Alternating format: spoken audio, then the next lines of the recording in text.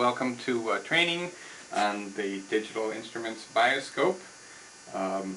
We're going to start by learning how to replace the Afm Cantilever, which contains the tip for imaging. Over here is the Afm head, is this unit here, and it is held in place by this dovetail arrangement, and this screw locks it into place.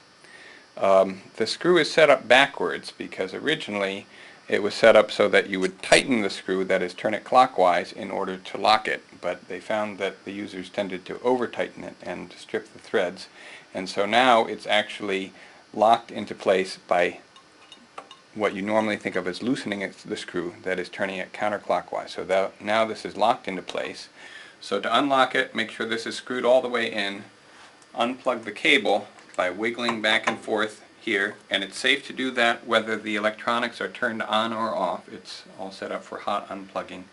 Grip it by the sides, and it's important to grip it on the sides only and not on the bottom because there's a lens there, and lift straight up. Turn it like so. Grab the cantilever holder, which is this assembly, and just pull straight off. It's held in place by a friction fit onto these 4 pins. This Afm head, which is worth a lot of money, belongs in only 2 places, either in your hand or in this holder. So as soon as you've removed the cantilever holder, replace this back into here and get a shot from the top. Before you let go of it, you want to make sure that the dovetail on the back of this is engaged with the dovetail on this. So push it in and then rotate left and right a little bit to make sure that that's fully engaged. Lower it down all the way, and you may need to wiggle to get it to go down all the way and then let go. But don't let go until you're certain that that dovetail is engaged. Okay. Then this cantilever holder, I'm going to go over here, goes into this special cantilever holder. There are 3 different stations on this. This is the one that we use for ordinary cantilevers. You notice that it's got a little pedestal on it, and that's so if you drop the cantilevers, which is not uncommon, it will help to catch them for you, and hopefully you will not trash your cantilever if you get lucky. So this plugs on to the 4 posts there, and they're just there for mechanical support. There's no electrical contact here, although of course there is over there. Let's pause for a moment. Okay. There are various different types of cantilevers that you might use. For our purposes, general imaging purposes, we always use the so-called metrology probes. The new cantilevers are held in boxes that look like these. On the back of the box is the number of the cantilever that gives you the location from the wafer on which it was taken. So I'm about to grab this one, which is cantilever number 3-20. Each of these cantilevers costs about $15, and if you run out, then you should come and ask me for more. Your time is also very valuable, so don't spend too long with a cantilever that you suspect is bad. The cantilevers are held in place by double-sided sticky tape, so when I open it, they're with the cantilever facing up. So if here's our model for the cantilever, which would be going like this along the surface, right now it's in this position with the cantilever, the needle, poking up. Here's a drawing of what each of these cantilevers looks like. Most of it is this substrate part. The actual cantilever sticks out just at the end of this long line, and you can't see it with an unaided eye, but you can with this optical loop if you get the lighting correct. What you want to do is stick this in your eye like so, and get a black background and rotate this so that you're catching the light, so that the cantilever substrate looks bright, and then when things are all just right, you can just barely see the cantilever itself, but you can't see the tip, of course. The tip is much too small, but the cantilever itself you can barely see. So anyway, this is the way it's oriented, so I'm going to turn it around. So now the cantilever is facing towards me and pointing up. That's the orientation with which you want to grab it. Come in with the tweezers and grab it just a little bit off-center toward the cantilever.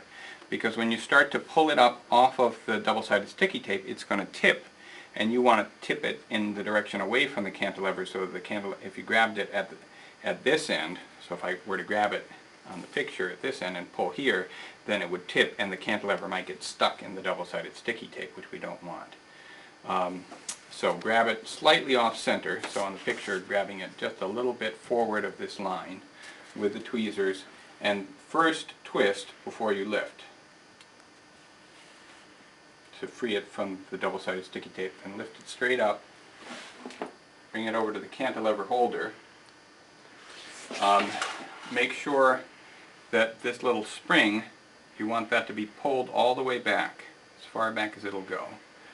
And, whoops, I didn't think about this very carefully, because I have to remove the old cantilever, which in this case, this is just a bad one. So I'll just put it over there. So twist, lift, and place it down with the back part of it against the back of the small depression in the cantilever holder. Comme ça. And then very gently straighten it out as you need to. This is the part where you're most likely to actually screw up. The cantilever is very, very thin and easily breakable. So basically, if you ever touch it to anything, it will break. And that's good and bad. The good part is that if it's still there, you can be sure that you haven't even touched it. The bad part is that it's pretty easy to break. So anyway, you want to get it in the small rectangular depression in the cantilever holder, and I like to snug it up against the back right corner as seen from this side, so that it's always in a reproducible position. Once you've got it there, push down on this to lift the leaf spring, push the leaf spring forward, and then lower the leaf spring into place to secure the cantilever. Then pull this straight up, grabbing it with your right hand, pull it straight up like so, and come back over to the AFM. So again, you've got this in your right hand, you take your left hand, assuming you're right-handed, grab the AFM head by the sides and pull it straight up, tip it. You'll see that the 4 pins, 2 of them are wider apart here than here, and so if you grab this the way I told you to, you're all set up to push it onto those pins. Push it fairly gently on, because you're pushing against the piezoelectric tube, which is not a very strong device. But make sure that it's seated, and when it's properly seated, you can, I don't know if you'll be able to see this on the video, but you can just barely see the 4 pins. They don't protrude at all, but you can see the ends of them inside the holes. Then you put this on here, engage it a little bit, wiggle it to make sure that the dovetail is engaged. Carefully lower it all the way down, kind of wiggling as you go to make sure you've got it all the way down. Lock it in place by unscrewing, turning counterclockwise this screw, and plug this in. This is shaped like a trapezoid, so it only gets plugged in. There's only one way to plug it in, so pop that in. And now you've installed the cantilever.